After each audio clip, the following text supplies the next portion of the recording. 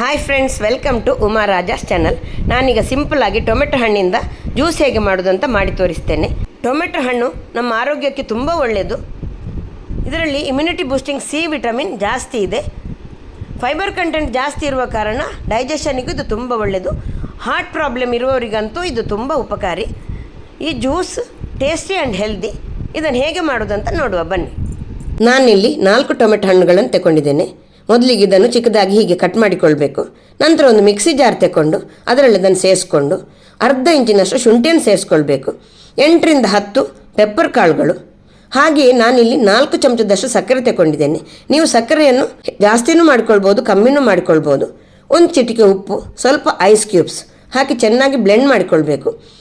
ಈಗ ನೋಡಿ ಬ್ಲೆಂಡ್ ಆಗಿದೆ. ಇದನ್ನು ಸ್ಟ್ರೈನರ್ಲ್ಲಿ ಹಾಕಿ ಸೋಸ್ಕೊಳ್ಬೇಕು. ನಮಗೆ ಬೇಕಾದಷ್ಟು ನೀರನ್ನು ಹಾಕ್ಕೊಳ್ಬೇಕು. ಒಳ್ಳೆ ಸ್ಟ್ರೈನ್ ಆದ ನಂತರ ಹಾಗೆಯೇ ನಾವು ಸರ್ವ್ ಮಾಡ್ಬೋದು. ಕೂಲಿಂಗ್ ಸ್ವಲ್ಪ ಕಮ್ಮಿ ಆಗಿದೆ ಅಂತ ಕಂಡ್ರೆ ಫ್ರಿಜ್ಜಲ್ಲಿ ಇಟ್ಟು ಕೂಡ ಸರ್ವ್ ಮಾಡ್ಬೋದು. ಕಬ್ಬಿನ ಜ್ಯೂಸ್ ಥರ ಇದು ತುಂಬ ಟೇಸ್ಟಿಯಾಗಿರ್ತದೆ, ಹಾಗೆ ಹೆಲ್ದಿಯೂ ಕೂಡ. ಈ ಸಮ್ಮರಿಗೆ ಹೇಳಿದಂಥ ಒಂದು ಜ್ಯೂಸ್ ಇದು. ನೀವು ಟ್ರೈ ಮಾಡಿ ನೋಡಿ. ನಿಮಗೆ ಈ ವಿಡಿಯೋ ಇಷ್ಟ ಆಗಿದ್ದರೆ ಲೈಕ್ ಮಾಡಿ, ಶೇರ್ ಮಾಡಿ, ನನ್ನ ಚಾನಲನ್ನು ಸಬ್ಸ್ಕ್ರೈಬ್ ಮಾಡಿ. Thank you.